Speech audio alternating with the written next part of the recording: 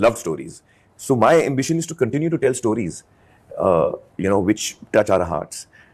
The one other ambition that I have, which I'm hoping to start work on this year, is working on the Mahabharata. That's one of my biggest ambitions. So I'm fingers crossed hoping to start this year. Yeah. तो hello everyone, आपका एक नए video में स्वागत करता हूं। तो जितने भी आमिर खान के फैंस हैं, आप लोगों के लिए मैं एक से बढ़कर एक रिपोर्ट लेके आता ही रहता हूं। तो आज सुबह में आमिर खान का एक इंटरव्यू आया था हॉलीवुड रिपोर्टर पे। वहां पे आमिर खान ने महाभारत को लेके कुछ बात की है। देखो, मैंने आप लोगों को इससे पहले भी महाभारत के बारे में बताया है आमिर खान से रिलेटेड।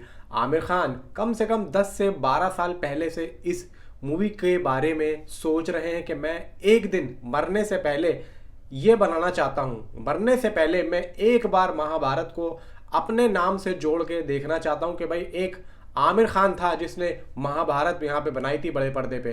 तो ये मैं सुनना चाहता हूँ, ये आमिर खान का ड्रीम है। भाई क्या ये पूरा हो पाएगा? और जब एक इंसान का ड्रीम होता है, जबकि भाई आमिर खान जैसा एक चिप्पू कलाकार, भाई साहब बहुत ही ज़्यादा चिप्पू कलाकार है। आप लोग ये मत सोचो कि आमिर खान 2 फिल्में फ्लॉप देने के बाद में अगर आप लोग ये सोच रहे हो कि उसका पत्ता कट हो चुका है, तो ये आप लोगों की सबसे बड़ी भूल होगी।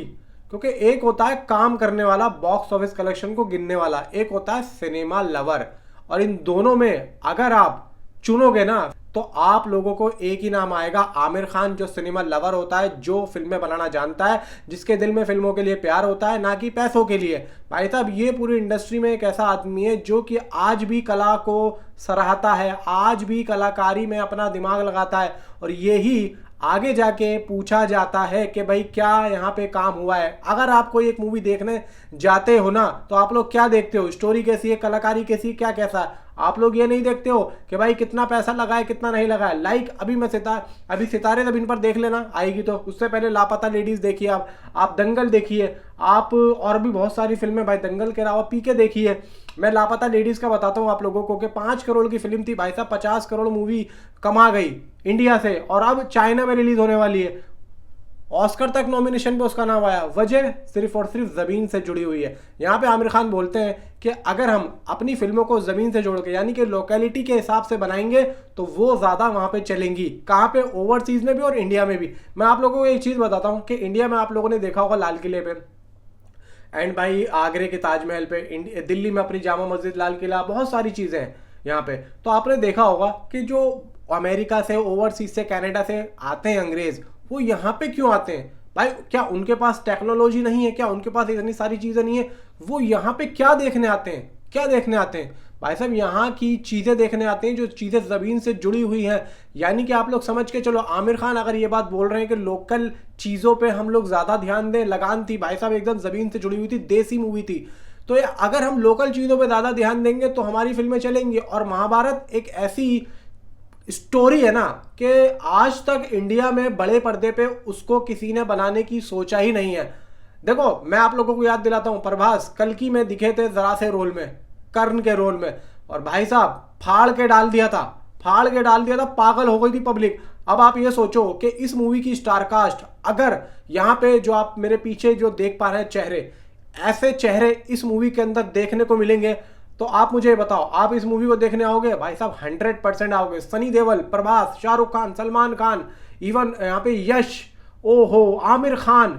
फिर यहाँ पे आमिर खान से पूछा गया कि इस मूवी को मतलब डायरेक्ट कौन करेगा, तो भाई आमिर खान थोड़ा सा माथे पे शिकंज लाके कहते हैं कि इसके मल्टीपल डायरेक्टर्स होंगे, यानी कि एक डायरेक्टर नहीं होगा, मल्टीपल डायरेक्टर होंगे, और हमें बहुत सारे डायरेक्टर्स की मदद भी लेनी पड़ेगी। यानी कि मान के चलो एक डायरेक्टर के बस की ये काम नहीं है। आमिर खान खुद ये चाहते हैं कि इस पे मल्टीपल डायरेक्टर काम करें, और ये एक इंडिया के सभी लोगों की एक ऐसी फिल्म बने जिसको ये पूछा जाए कि जो ये कहे कि हाँ ये हमारी फिल्म है। कोई ये ना कहे कि ये आमिर खान की फिल्म है, सब ये कहें कि ये हमारी फिल्म है, और सभी लोग अपना अपना पूरा सहयोग दें। इवन कोई भी साउथ से हो या बॉलीवुड से हो या कहीं से भी हो, सभी अपना पूरा सहयोग दें कि भाई मैं लॉर्ड ऑफ द रिंग जैसी मूवी को यहाँ पे प्रेजेंट करना चाहता हूँ। जैसे कि उसके थे अलग अलग डायरेक्टर, ऐसे ही ये।